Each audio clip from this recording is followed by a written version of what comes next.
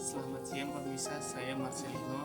Saya berada di Wali Kota Jakarta Timur. Saya sudah bersama narasumber atau wawancarai yang bekerja sebagai staf Sudin Bina Marga atau Dinas Pekerjaan Umum dan Penata Ruang Jakarta Timur. Silakan Bapak memperkenalkan diri. Baik, terima kasih Mas Marcelino dari Universitas Nasional. Baik, perkenalkan, nama saya Eben. Saya bekerja di instansi Suku Dinas Bina Marga Jakarta Timur. Kantornya tepatnya di Komplek Kantor Wali Kota Jakarta Timur. Saya sendiri sebagai staf di seksi pembangunan jalan.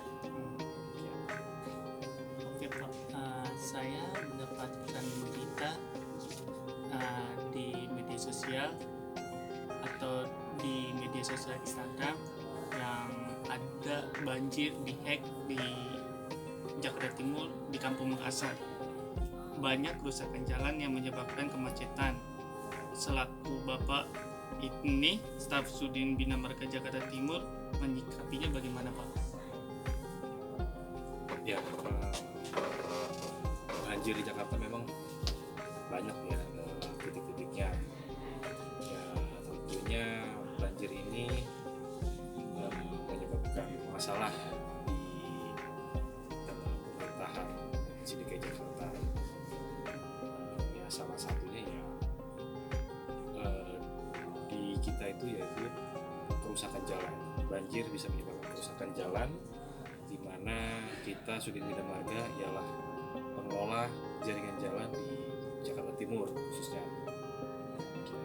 Bagaimana cara menyikapinya? Ya tentu ketika banjir sudah ditangani, kita cek lokasi apakah ada jaringan jalan yang rusak, tentu akan kita segera perbaiki sesuai dengan mekanisme penanganan jalan. Kalau boleh tahu, untuk memperbaiki jalan tersebut, langkah-langkah atau tata caranya mungkin Bapak bisa memberitahukan buat permisa dulu.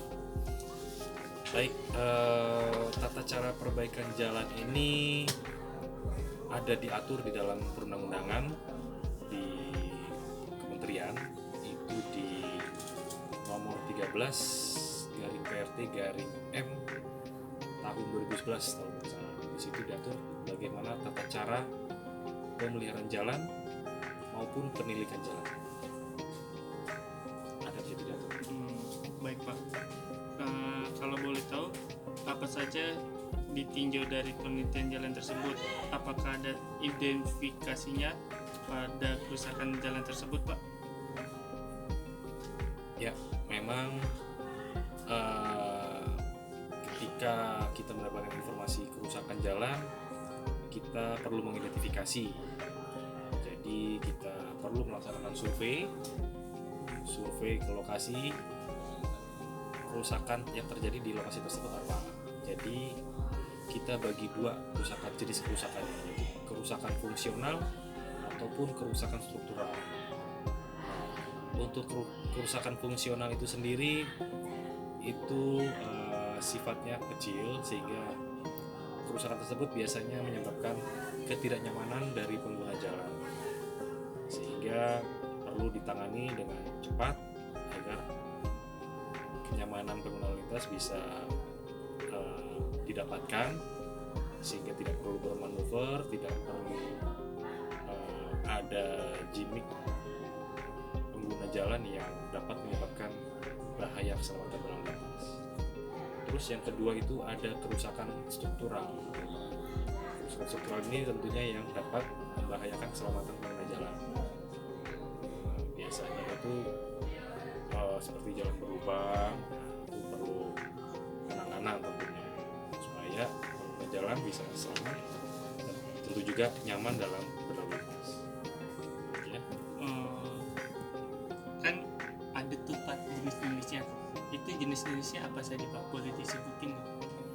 Ya baik, ya untuk kerusakan fungsional sendiri banyak jenis-jenisnya.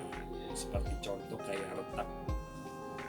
Kalau kita lihat di jalan itu ada mirip kulit buaya, itu retak kulit buaya. Lalu ada retak kotak-kotak, retak bergaris, retak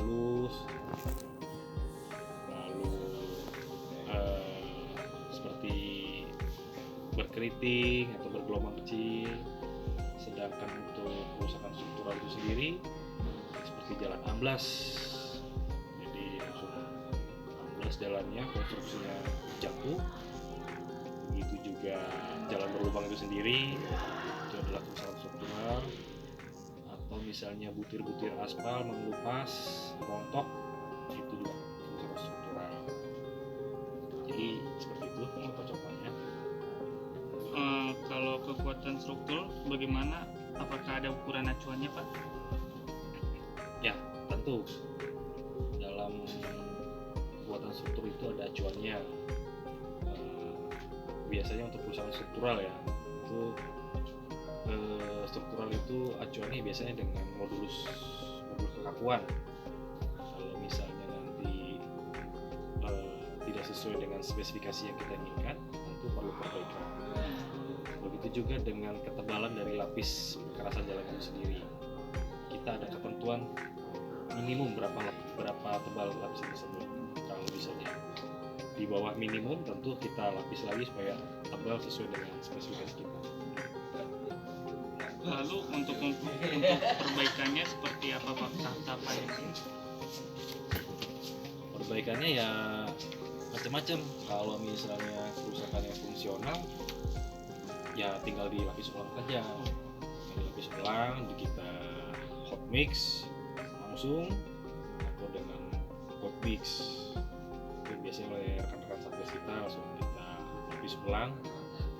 Kalau kerusakan yang fungsional, ya tentu ini perlu penanganan khusus, sehingga mungkin ada penyempitan jalan, artinya perlu ada manajemen lalu lintas di sana. Kita stake out, luas area yang perlu diperbaiki, kita garis, lalu kita cutting, kita potong, kita bobok, kita gali, lalu tanah dasarnya kita padatkan. Setelah dipadatkan, kita isi dengan batu kerikil, agregat kasar kalau kita sebut, lalu kita padatkan kembali sesuai dengan ketebalan yang ada di spesifikasi yang di dalam aturan tadi, tata cara pemeliharaan tersebut. Kemudian setelah dipadatkan baru kita aspal.